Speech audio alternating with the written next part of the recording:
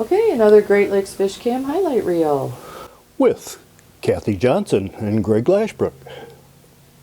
So we've been putting some corn on the cob down. Yes, trying to attract some carp. Apparently they like corn. How'd that work? It didn't work at all. I didn't even see one while the corn was down there. No, but we did have an issue with this happening. Oh yeah, big gust came in and bye-bye corn. Yeah, one of the viewers was like, wait, why did the corn leave? And Tammy Two Tails is like, where's the corn? Yeah. So it got swept away in the current. But we did have something very cool come in on the last highlight reel. If you haven't seen the last highlight reel, check it out. Yeah, that was really cool. Very cool. So, streaming live on the PolkaDot Perch YouTube channel. Mr. Bass. Hi, Mr. Bass. You see him coming? Ooh, I see him coming. Does everybody see him coming? Everybody, he's coming. He's a big one. Yeah. Such a nice fish. Wow, what a fish. What a fish. Beautiful fish. So we're not getting very many minnows anymore, but I did do last month's column, I Speak for the Fish at greatlakesnow.org on minnows. Yes, very cool. They get no respect. No, they don't. And they're so important. They're so important. So. Oh. Yeah, because everything eats them. Everything, yeah. Oh, a night dive. Divers. Yeah, we've been having some guys stop by fairly regularly, so we've been giving them a shout out in the highlight reels. Yeah, great. North wind was kicking on this dive, so this was a tough one. Night dives are cool. Ooh, what do we got here? Yeah. Your favorite, you're like, you can keep the divers, send me some mermaids. That's right.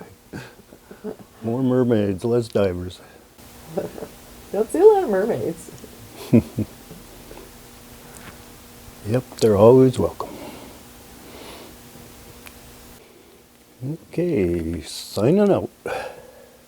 And then what's the first thing that happens? Usually before you can even get out of the water. Yeah, the red horse just love it when I come down. And you're mashing up mussels for them, right? Right. Yeah, they just come like clockwork. They know.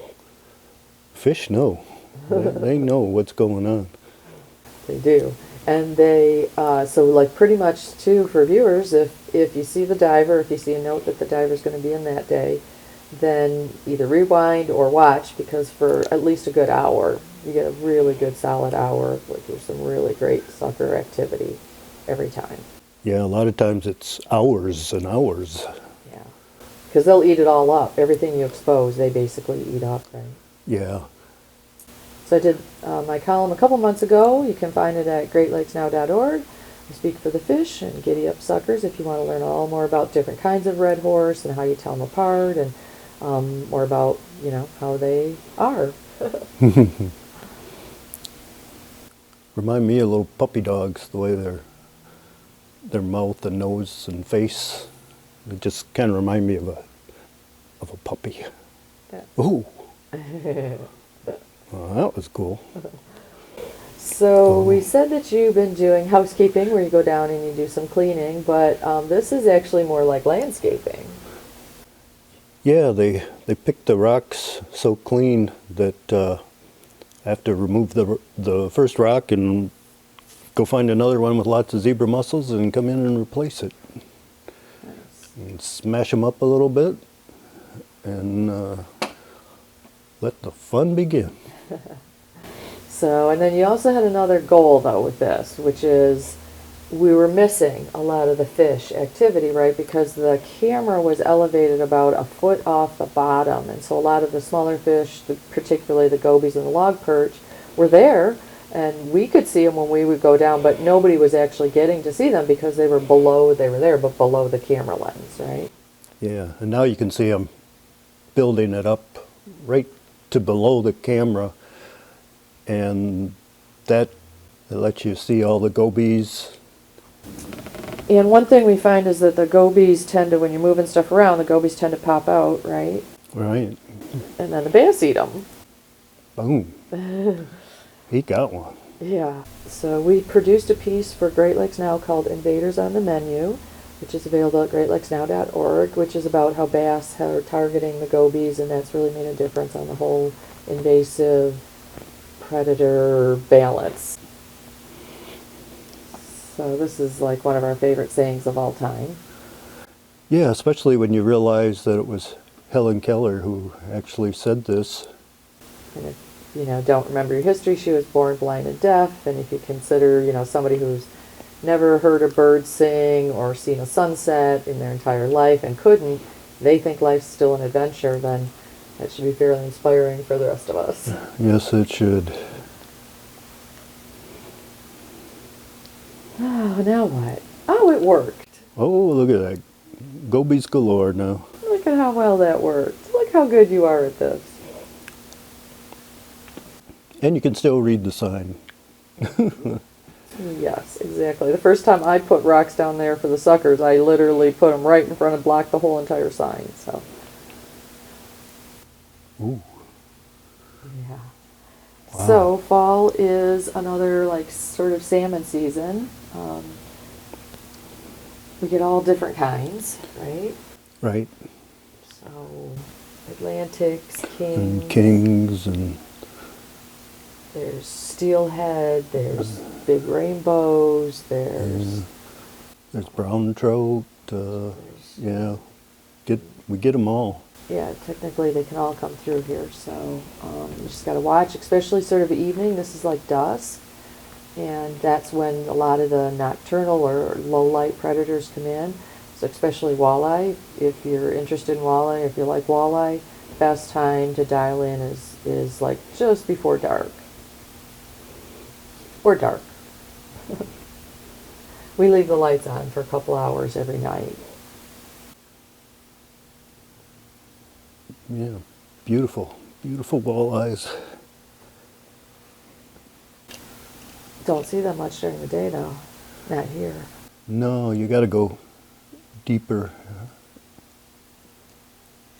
So we don't see a lot of rock bass during the day, but this guy, this is definitely his spot. We've been seeing him regularly at night. Yeah, during the day they really hide a lot. So it's nice to see they come out at night. Yeah, and then I thought we'd do a little thing on bass. So this is a juvenile. He's the smallest. He's literally maybe at most 5 inches. And one thing that I think is nice about the sign is that you can kind of measure the fish against the sign, and that can help you sort of judge their sizes. So these are the little tiny ones. They're kind of easy to identify because their tails are like black with white. But then that's like a medium size. So there's like small and then medium. So then the mediums are, I don't know, would they be like a whole year older or a couple years older? I would think so, yeah. So you have like your first year guys are little ones, and then these are like your mediums, which are maybe a year or 2 old. They are starting to look more like the adults with the coloring and everything is still pretty similar, but they're not quite, they're a little bit skinnier, not quite as broad. But otherwise they look almost the same as the big fish. But again, he's maybe, twice the size of the sign. He's still, not a lot bigger than the sign, but about twice. But now a big one's going to come in, and then you'll be able to see, Oh, yeah. how much bigger he really is compared to Yeah. those other two. So this is like a full size. This is a nice big bass. Yeah, and they're diving with divers all the time. Yeah. And again, they're following us to disturb the bottom, basically, right? We're so clumsy that they really enjoy following us. Yeah. Well, free meal. Easy meal. Yeah. Like you say, they know what's going on down there.